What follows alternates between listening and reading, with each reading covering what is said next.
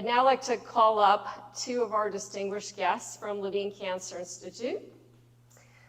And first, I'd like to say that the strength of our Atrium partnership goes back to 2012 when Levine Cancer Institute opened its doors. And I think the remarks that you're going to hear tonight from Levine Cancer Institute really demonstrate the quality and the significance of the sarcoma research taking place in our region. So first, I'd like to call up Dr. Antoinette Tan, Chair of the Department of Solid Tumor Oncology and Investigative Therapeutics, Co-Director of the Phase 1 program, and Chief Section of Breast Medical Oncology. Dr. Tan.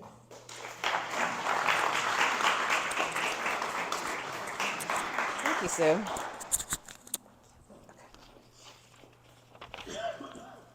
Good evening. Thank you for that introduction. It's a real honor to be part of the Levine Cancer Institute as the chair of the Department of Solid Tumor Oncology and Investigational Therapeutics. And this really includes an incredible group of clinicians and scientists working together to better understand sarcoma and improve the outcomes for our patients locally and also beyond. After succeeding Dr. Edward Kim in this position, I've really witnessed how well this team works together to better understand a difficult and rare cancer in sarcoma. And the success of the sarcoma team at LCI could not do what it has done over the last few years without the incredible partnership, dedication, and support of the Paula Takacs Foundation for Sarcoma Research. And the generosity of the foundation and all of its donors has created a really unprecedented level of support for a single disease state at LCI. Beyond the financial support, the foundation has also amplified awareness of sarcoma in the community and the entire region, helping create a true community of warriors united in the fight. Having this strong philanthropic partnership has had an impact at present and certainly will have an impact in the future in terms of research initiatives and attracting more talent to LCI. As a clinical researcher myself, I know how hard it is to conduct investigator-initiated research, meaning to take a homegrown scientific idea and test that in our patients. And as one example, the partnership between LCI and the Paula Takacs Foundation made it possible to perform a phase 2 trial that evaluated a novel targeted treatment with immunotherapy combined with chemotherapy for metastatic sarcoma, which enrolled 30 patients over 2 years at our cancer center. I mean, that is just amazing work. That's amazing. And so this study was chosen at the Scientific Program Committee of the American Society of Clinical Oncology, which is a professional oncology association, for a prestigious poster discussion at the 2020 annual meeting due to the significance of these study results, and subsequently was published in a really high impact journal called Clinical Cancer Research exactly 1 year ago. And so this kind of partnership and philanthropic support really allows researchers to dream bigger and create more trials to benefit our patients. So with that research highlight, I think this is a good segue to now introduce Dr. Josh Patt, who's the section chief of the sarcoma section, to highlight all the ongoing work and recent successes of the LCI Sarcoma Group.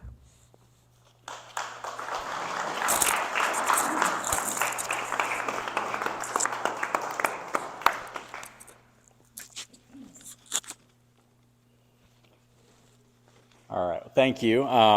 It's great to hear from Dr. Tan and to be here with everyone. I had the opportunity to give a little bit of a research update at the golf tournament, which I hope more people will be participating in.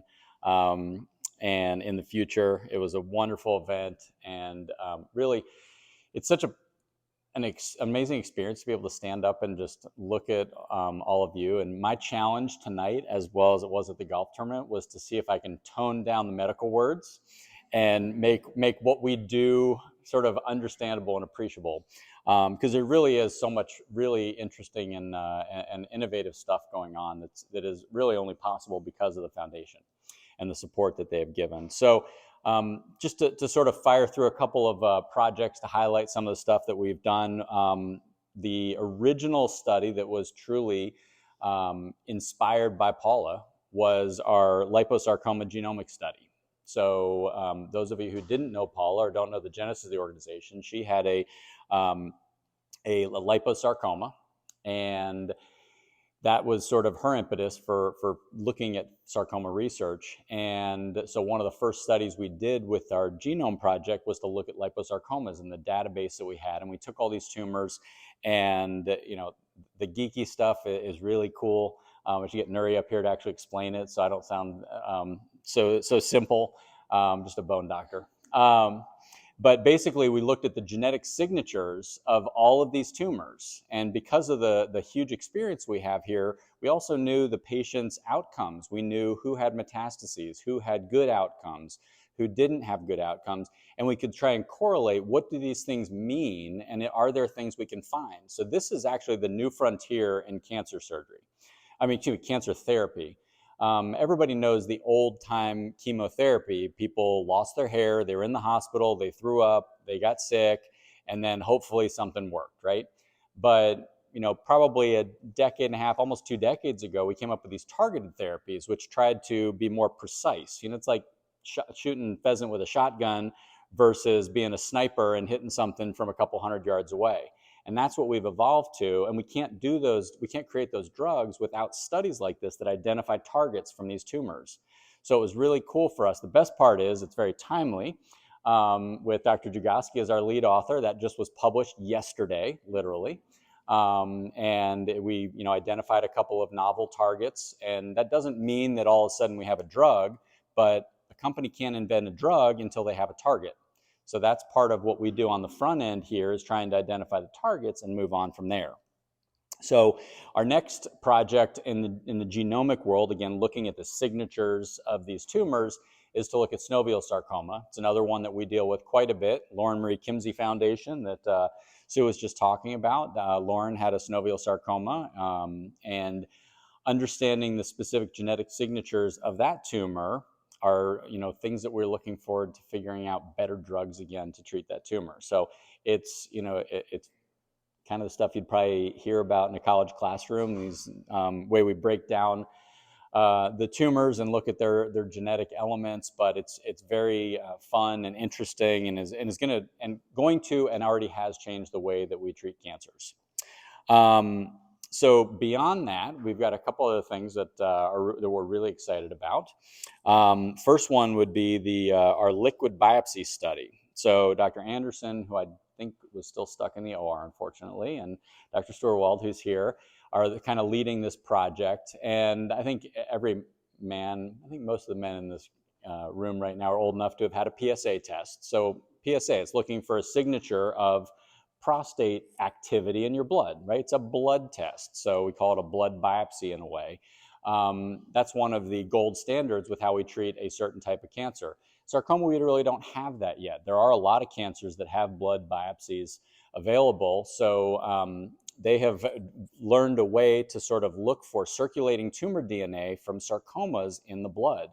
And we started with a funded project, and it just recently finished doing sort of the data crunch. That's not quite ready for final publication and presentation yet, but I think that the initial data is really exciting. And it's one of those things. The most important thing is we actually found stuff in the blood. So now it's trying to figure out which tumors are best for this, how can we do it, and figuring out from the preliminary data, how do we make this a bigger study and really look again to figure out a way to change cancer. I mean, people who understand any type of cancer, not just sarcoma, understand that, you know, you come into the office, you get seen, you get a study, you go to the operating room, maybe go to radiology and you get a biopsy. These don't happen like this. You know, this is a process. What if that first day you came into the office, somebody could draw your blood and the next day they tell you what's going on with the rest of your body? It'd be pretty cool. It sounds kind of futuristic, but that's where we're heading. And I think that we're, you know, I would like to think of us being on sort of the leading edge of that in our sarcoma work. And finally, one of the really fun things that we have going is something that Dr. Anderson brought with him from his research fellowship down at the University of Florida. And he's been working with Drs. Fearing and Romarin, and they're actually growing tumors in the lab. So when you look at doing actual research with tumors, one of the things is you have to figure out a model to test these things. We don't want to just take our, you know, nice little neighbor who has cancer and say, hey, we're just going to start testing you with stuff and see what works.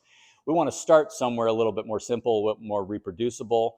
So we are actually, I think actually one of my tumors that I took out was the first one that they did this with. We literally, within 15 minutes of taking it out of the patient, had it downstairs, cut it, sectioned it, took a piece to the lab, and started culturing this tumor.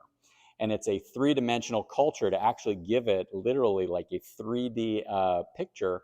And then once you get these, you know, sort of organoids growing, you then have something you can sustain and then look at what can you do to these things? How can you treat them? So this is some of the innovative stuff. I think it's innovative, and I'm totally biased, but that our team is doing. And you know, much credit to Dr. Sturwald, Dr. Jagoski, Dr. Anderson for all the work that they are doing there. And it's really, you know, it's fun to watch and fun to be a part of. I'm not a lab person. I try and understand as much as I can, but I'm happy to, you know, take the tumor out of somebody and bring it up to the lab. But anyway, none of this would be possible without the support of the Takacs Foundation. And it's really, you know, makes it a great place to work, because not only do we get to see patients and have that face-to-face and take care of them, but, you know, on the back end, we're trying to do things to really move the rock forward in cancer treatment. So thank you all.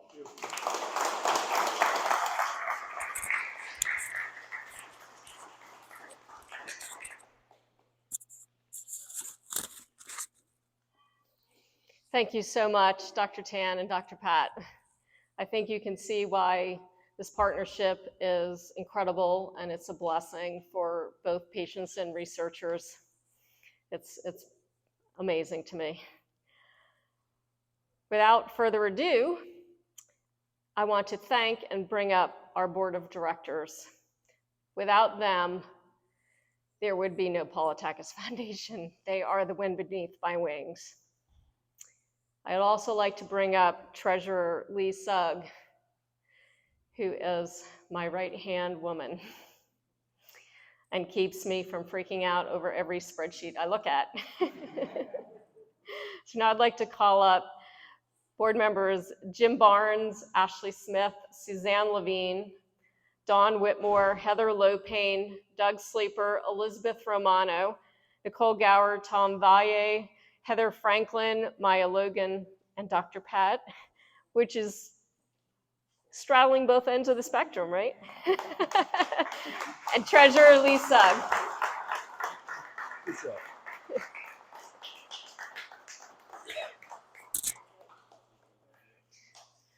Sam, would you get the big honking cardboard? It's going to drop down from the ceiling. It's amazing. The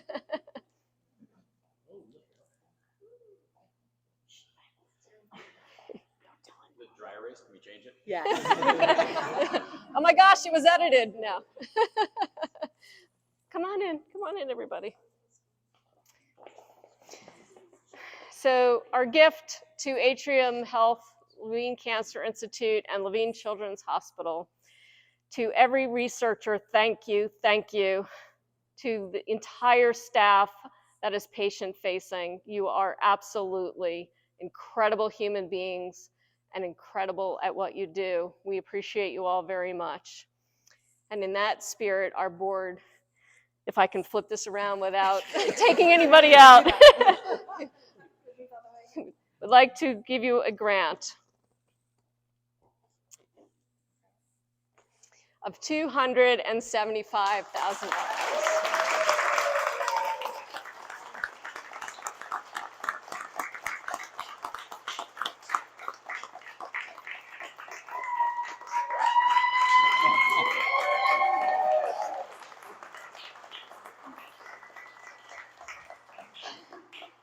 Cheers, everyone. Thank you all for being a part of this mission and making it possible. We appreciate you beyond words, and thank you for being the soulful, wonderful people that you are to make this happen. I hope you'll all stay and enjoy each other's company and talk to the beautiful people from Loretta's who made this possible. We'll put the check over by the photo wall so you can take checks with pictures with the check with your family, with your coworkers, with your organizations. And also please visit the table from Growing Hope Through Art and look at the beautiful glass, take materials, and also we have a swag table on the other side by the photo wall. Please take the swag, take the hats, take the stomp shirts, take the Sarcoma is Cancer, and thank you all very, very much for being here this evening.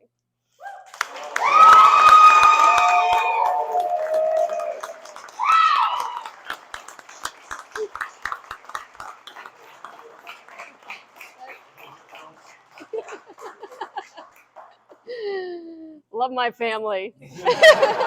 The best cheering squad in the world.